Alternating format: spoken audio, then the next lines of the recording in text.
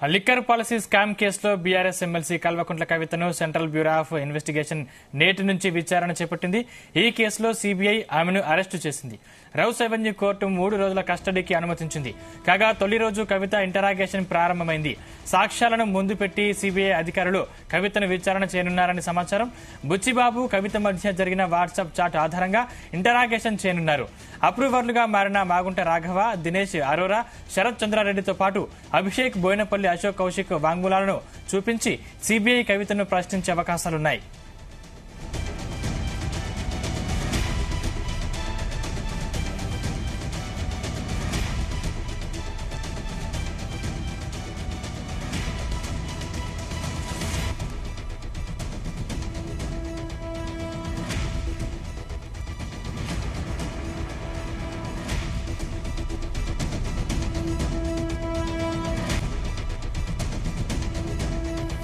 కవితను 3 రోజుల కస్టడీకి కోర్టు అప్పగించిన విషయం తెలిసిందే.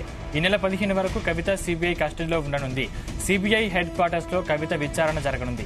కవితను సీబీఐ కస్టడీలో కలిసేందుకు సోదరులు కేటీఆర్, భర్త అనిల్, కవిత పిల్లలు పిఏ శరత్ కలిసేందుకు కోర్టు అనుమతి ఇచ్చింది.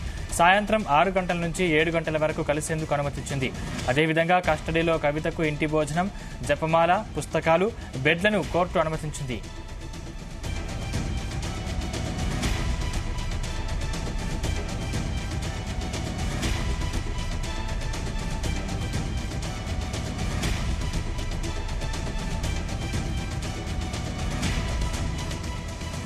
కవితే 100 కోట్లు చెల్లించినట్లు కస్టడీ రిపోర్టులో సీబీఐ పేర్కొంది. శరత్ చంద్రారెడ్డి కవిత జాగృతి సంస్థకు 80 లక్షల ముడుపులు చెల్లించారు.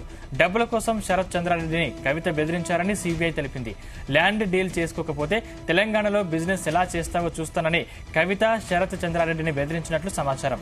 అసలు భూమే లేకుండా వ్యవసాయ భూమి కొనుగోలు చేసినట్లు, అగ్రిమెంట్లు, రిజిస్ట్రేషన్ పత్రాలు సృష్టించినట్లు సీబీఐ పేర్కొంది.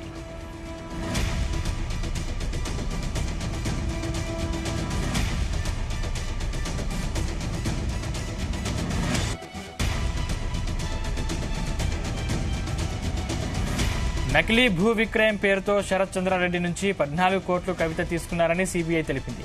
ఢిల్లీ లిక్కర్ బిజినెస్ కు పరిచయం చేసినందుకు కవితకు చెందిన తెలంగాణ జాగృతి సంస్థకు 80 లక్షలు శరత్ చంద్రారెడ్డి చెల్లించారన్న సీబీఐ, మహబూబ్ నగర్ లో వ్యవసాయ భూమి ఉందని దాన్ని కొనుగోలు చేసినట్లు 14 కోట్లు ఇవ్వాలని శరత్ చంద్రారెడ్డిని కవిత డిమాండ్ చేశారు. 14 కోట్లు ఇవ్వకపోతే తెలంగాణలో అరబిందో ఫార్మా బిజినెస్ ఉండదని కవిత బెదిరించినట్లు సీబీఐ పేర్కొంది. ఒక్కో రిటైల్ జోన్ కు 5 కోట్లు చొప్పున 5 రిటైల్ జోన్లకు 25 కోట్లు ఇవ్వాలని శరత్ చంద్రారెడ్డిని కవిత డిమాండ్ చేశారు. ఎంపీ మాగుంట శ్రీనివాసరెడ్డిని కూడా కవిత 50 కోట్లు డిమాండ్ చేశారు. తన కుమారుడు మాగుంట రాఘవ ద్వారా కవితకు 25 కోట్లు దక్కిందని సీబీఐ తెలిపింది.